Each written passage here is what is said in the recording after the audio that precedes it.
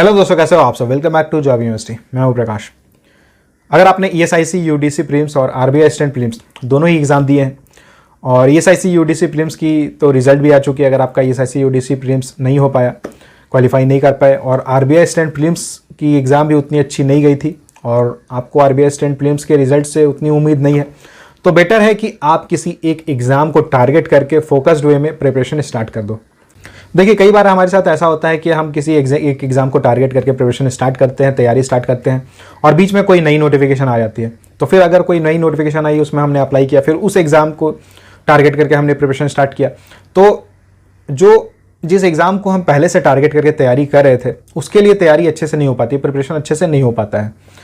तो अब मैं आपको ये नहीं कह रहा हूँ कि आपको कोई अगर नई नोटिफिकेशन आती है तो अप्लाई नहीं करना चाहिए, आपको बिल्कुल अप्लाई करना चाहिए। अगर सपोज आप जैसे क्लरिकल पोस्ट के लिए अगर आप प्रिपरेशन कर रहे हो, तैयारी कर रहे हो, तो क्लरिकल पोस्ट के इक्विवेलेंट जितने भी वैकेंसीज आती है वो आप जरूर फिल करो। इसके अलावा अगर आप ऑफिसर ग्रेड की तैयारी कर रहे हो, ऑफिसर ग्रेड के एग्जाम्स के लिए प्रिपरेशन कर रहे हो, तो ऑफिसर लेवल की जितने भी एग्जाम्स आती हैं उसमें आप जरूर अप्लाई करो, जितने वैकेंसीज आती है उसमें अप्लाई करो। अब अगर बात करें कि किस एग्ज़ाम को टारगेट करके, किस एग्ज़ाम को फोकस्ड करके प्रिपरेशन, फोकस्ड वे में प्रिपरेशन करना चाहिए, तो देखिए, अगर आप पिछले 2-3 साल से अगर आप बैंकिंग एग्जाम्स की तैयारी कर रहे हो, आप एग्ज़ाम दे रहे हो लेकिन आपका सिलेक्शन नहीं हो पा रहा है,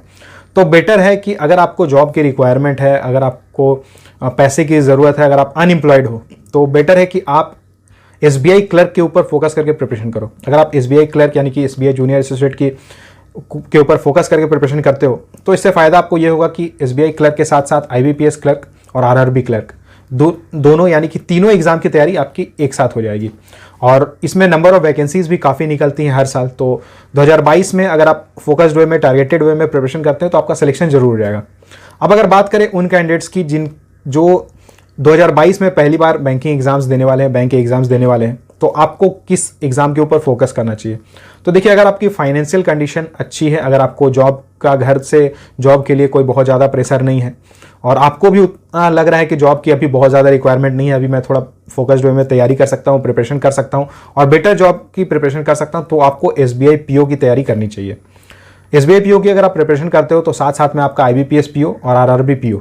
दोनों ही एग्ज़ाम यानी कि 3 एग्ज़ाम्स की तैयारी आपकी एक साथ हो जाएगी। एंड इसके अलावा और भी जो अदर एग्ज़ाम्स निकलते हैं जिसमें ऑफिसर ग्रेड की जो वैकेंसी आती है उसमें जो सिलेबस रहता है वो भी SBI PO के जैसा ही रहता है, SBI PO से लेवल नीचे ही रहता है, लेकिन जो सिलेबस है वो लगभग इसी के जैसा रहता है, तो आपका उसकी भी तैयारी आपकी एक साथ हो जाएगी।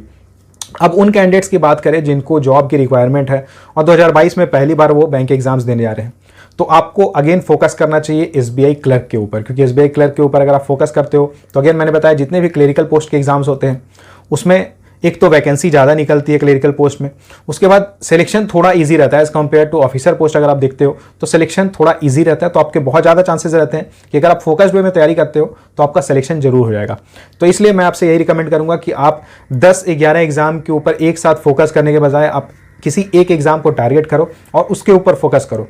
और अगर आप टारगेटेड वे में तैयारी करते हो, फोकस्ड वे में तैयारी करते हो, तो आपका सिलेक्शन बहुत जल्द हो जाएगा। और मैं हमेशा यही कहता हूं कि कल के लिए किसी काम को मत टालो। अगर कोई काम है, अगर आपको एग्ज़ाम क्लियर करना है और जॉब लेनी है, तो आप 2022 में ही पूरा मेहनत करो और टारगेट रखो कि 2022 में ही सिलेक्शन लेना है। All the best.